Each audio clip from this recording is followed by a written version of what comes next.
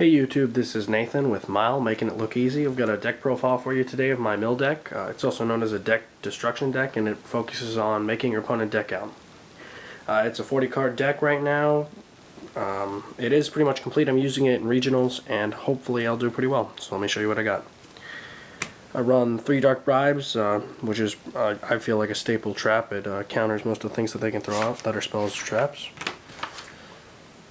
2 Torrentials, just to be worried about swarming. One of the things about this deck is that you are vulnerable to swarming. If they get out 5 cards for 2 turns, you might get knocked out.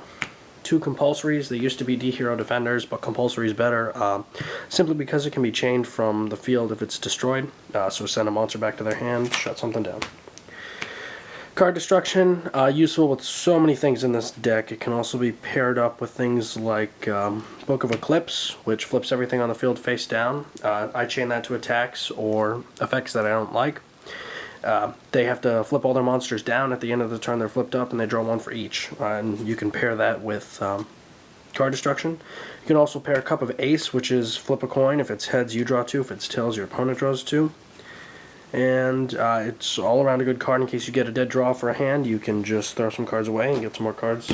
Hopefully keep going. Book of Moon, staple in any deck.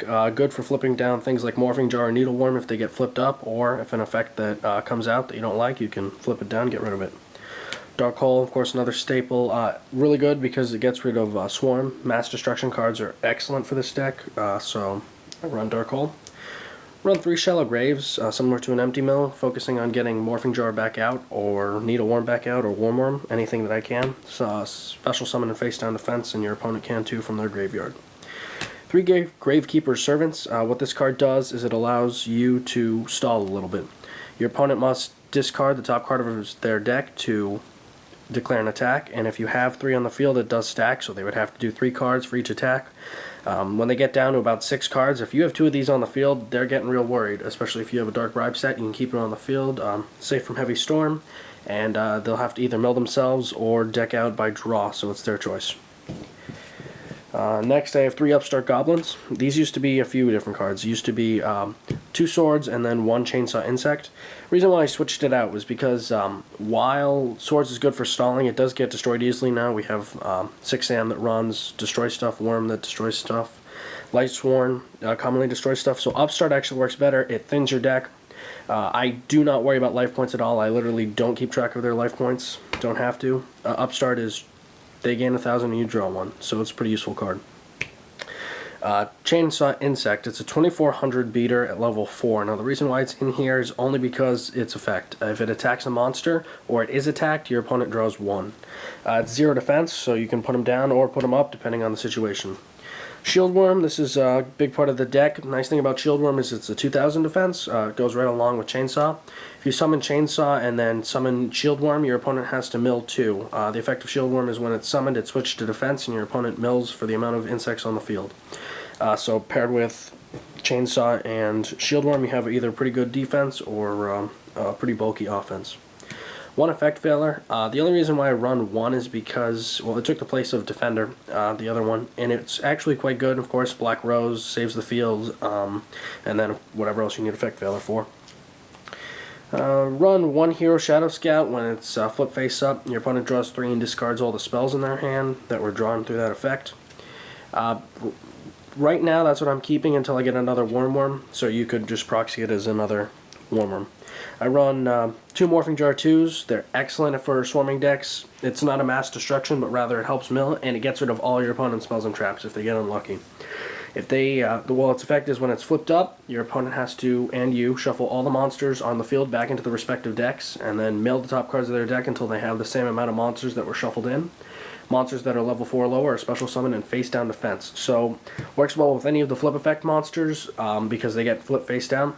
And it also is a good stall card, so they go to attack, lose all their monsters, and they might lose 10 spells and traps in the process.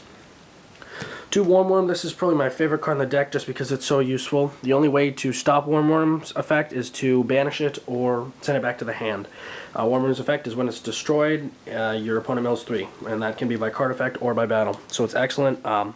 If you have 3 Wormworms set up on the field face down and they bring out Black Rose to try to wipe it, they're still going to mill 9 cards, so it's a very useful card.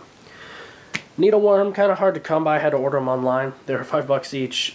Flip them and then discard the top 5 of your opponent's deck. Pretty straightforward. Used with Shallow Grave and also used with Shieldworm. And finally, Morphing Jar. I didn't really want to run a MiLE deck that was specifically Empty Jar because its focuses too heavily on that and you can't mill as fast, I feel. So one Morphing Jar, of course, because you can only have one, and flip it face down. And hopefully flip it up again through either Eclipse or Moon, and you just get to keep using its effect. Discard whole hand and draw 5, both you and your opponent. Interestingly enough, I was able to find an XYZ for this deck, and I'm going to have 2 more, hopefully by regionals, but right now I'm running 1. Wind Up Zenmaister. What it does, it's an overlay. You have to use 2 level 4 lowers, or sorry, 2 level 4s, and it gains 300 attack for each material monster. When you remove a monster, as with most of the wind-ups, you're able to flip one face down. So you remove one, flip something like Morphing Jar or Needleworm face down, and then you get to use the effect at the end phase again. So if you get really lucky, you get out a Zenmaister and bring out a Needleworm after you flipped him. That's 5 cards. Flip them face down, flip them up again, there's another 5 cards. The only problem, like I said before, that I've run into is working against decks that are Swarm, heavy Swarm. Things like 6 Samurai, where they use Gateway to bring out other cards. Well, the search and bring out other cards are a pain, as are, well, really anything else that swarms. Light Swarm decks get torn up, although if you get unlucky, your opponent might get Judgment Dragon.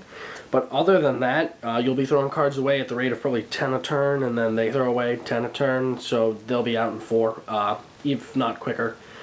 So the one thing you want to focus on this deck is start to mill them fast, and then once they get milled, it snowballs out of control because you'll have things like Gravekeeper out, and they won't be able to attack you because they'll lose more of their cards.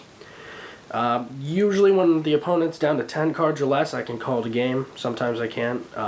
Works well against Chaos Dragons, and that's all I've really played against so far. And 6 Sam, of course, I can pull it off sometimes. I'm waiting to see how it holds up against Dino Rabbit and Insectors, which are, of course, the top right now. I'm really excited to play in regionals, and I will let you guys know how it goes. I'll make another video once I get back from regionals telling you how it all went, and then the changes I made to the deck. Thanks for watching. Rate, comment, and subscribe.